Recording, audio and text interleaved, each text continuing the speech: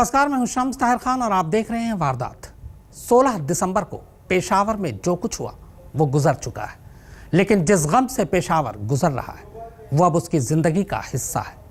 132 मासूम बच्चों के जनाजों को दुनिया भर में जिन लाखों करोड़ों आंखों ने देखा वो लगातार आपके सामने है, लेकिन पेशावर कहाँ है? जो गुजर गया उसे भूल जा। हमारी परवरिश करने वालों ने हम सबको यही सिखाया है, लेकिन क्या सचमुच पेशावर को हम भूल सकते हैं? तो चलिए आज आपको पेशावर से मिलाता हूं। पेशावर यानी दरवाजे पर खड़ा शहर।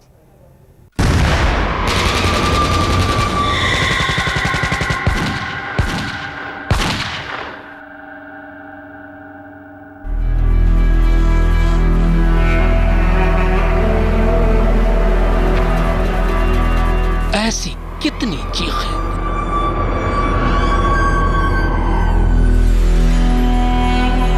ऐसी कितनी बेचैनियां,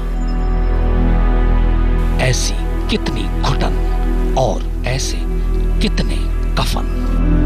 तुम दर्द की जिन तस्वीरों को देखने से भी कतराते रहे, उसे सहती रही हमारी धड़कनें। गमों के पहाड़ पर बैठा मैं पेशावर आज सुनाने जा रहा हूं तुम्हें अपनी दर्द की दास्तान। सुनाना जरूरी है, जानते हैं क्यों? क्योंकि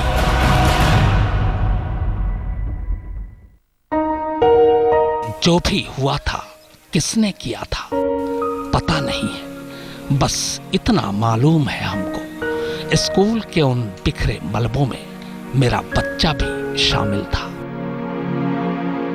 कोई किसी के बस्ते को अपना रिश्ता मान रहा था, कोई किसी के नाम को उसकी कॉपी से पहचान रहा था। किसे बताता वो कैसा था? छोटे छोटे हाथ पांव थे, बच्चा था, बच्चों जैसा था। पता नहीं जिस कब्र पे उसके नाम का पत्थर लगा है उसमें वो कितना है, लेकिन घर के ताक में उसकी जो तस्वीर लगी है उसमें वो पूरा है अब तक। मैं पेशावर गम और मातम के बीच आज अपने वजूद को टटोल रहा हूं।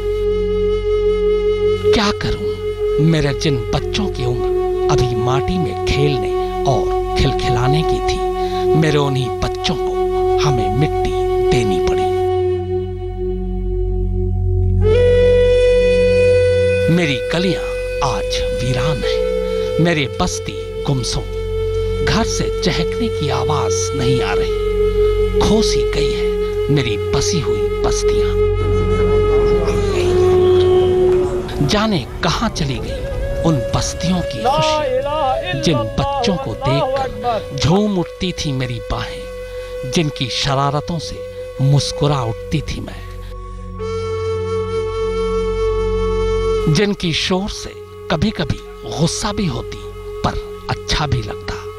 मुझे नहीं चाहिए था ऐसा सन्नाटा। कहां चले गए सब?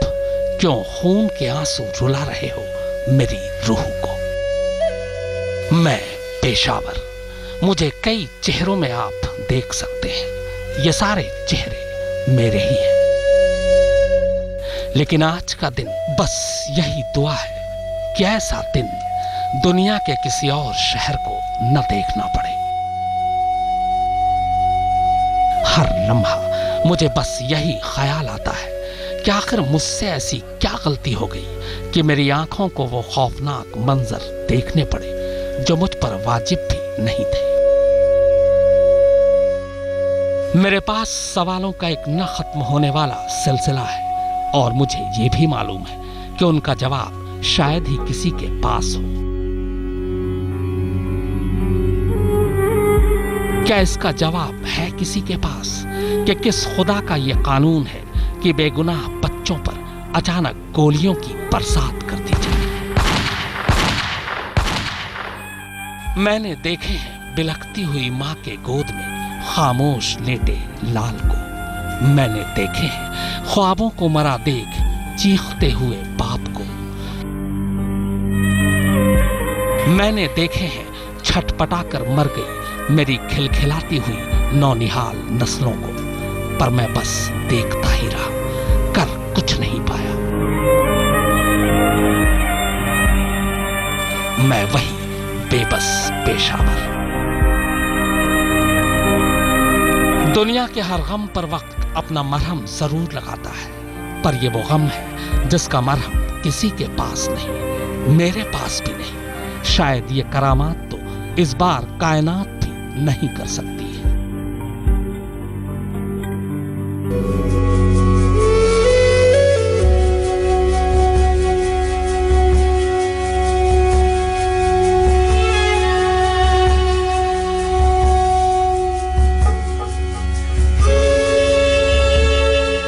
मैं पेशावर हूं। पूरे दक्षिण एशिया का सबसे पुराना शहर मैं ही हूं। मेरा असल नाम पेशावर है, यानी दरवाजे पर खड़ा शहर।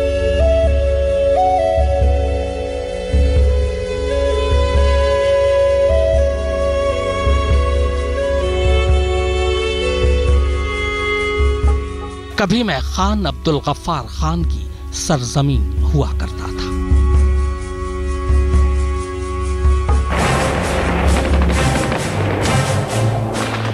आज बेशक मेरी गली गली में AK-47 की आवाज गूंजती है, लेकिन आजादी से पहले एक वक्त था जब आजादी के लिए अहिंसक आंदोलन का सबसे बड़ा प्रयोग मेरी ही जमीन पर हुआ।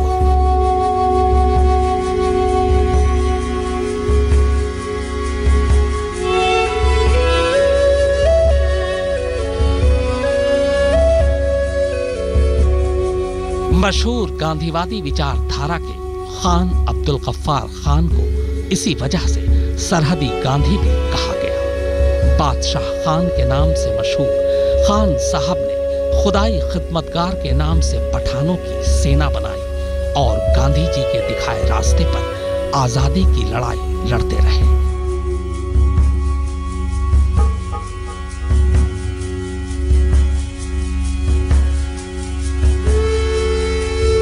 बादशाह खान ऐसे मुस्लिम नेताओं में से थे जिन्होंने मुल्क के बंटवारे को सिरे से खारिज किया। जब गांधी जी बंटवारे के खिलाफ आंदोलन के लिए तैयार नहीं हुए तो बादशाह खान ने इसे धोखा माना था।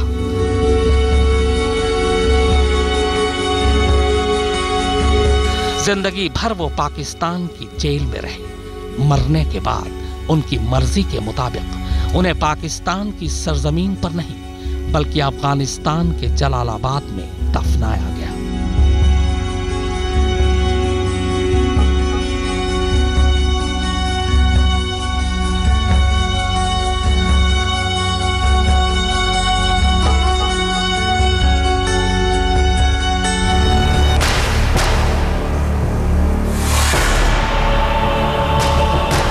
कभी अहिंसा की बात करने वाले मेरे शहर यानी पेशावर के पठानों ने बंदूक की जुबान तब बोलनी शुरू की जब अफगानिस्तान से रूसियों को खदेड़ने के लिए तालिबान का जन्म हुआ।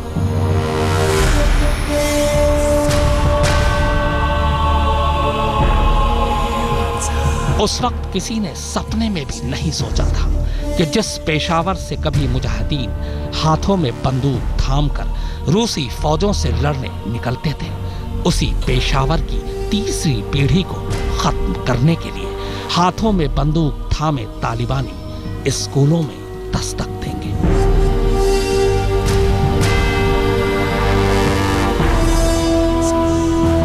मैं दुनिया के लिए सिंधु घाटी की सभ्यता से मिलन का हमेशा रास्ता रहा। यहीं के खैबर दर्रे को पार कर दुनिया लाहौर और दिल्ली तक पहुंचती रही। अपनी रंगत से रावलपिंडी और लाहौर को टक्कर देने वाली मेरी कालीन दुनिया भर में मशहूर है।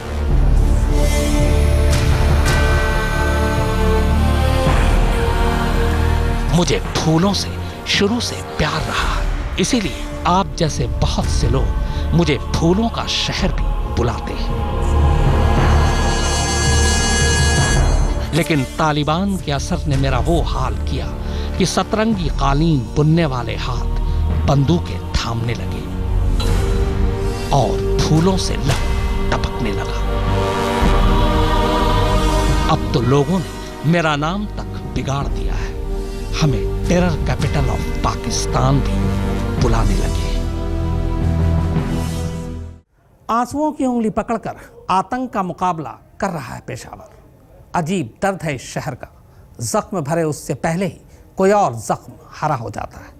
अब तो इस शहर के लोगों को यह भी याद नहीं है कि पिछले कुछ सालों में ऐसा कौन सा दिन गुजरा है जब किसी घर से बेवक्त मैयत न उठी हो। वाकई हैरत होती है पेशावर के जज्बे पर। जाने कैसे गुजार दी मैंने, जिंदा होता तो मर गया होता।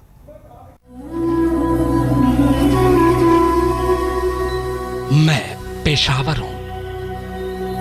ये दहशतगर्दी सिर्फ उन गोलियों और बमों का नाम नहीं है जिन्होंने मेरे बच्चों को अपना निशाना बनाया। ये खौफ सिर्फ उन तक महदूद नहीं था जो इनका निवाला बने।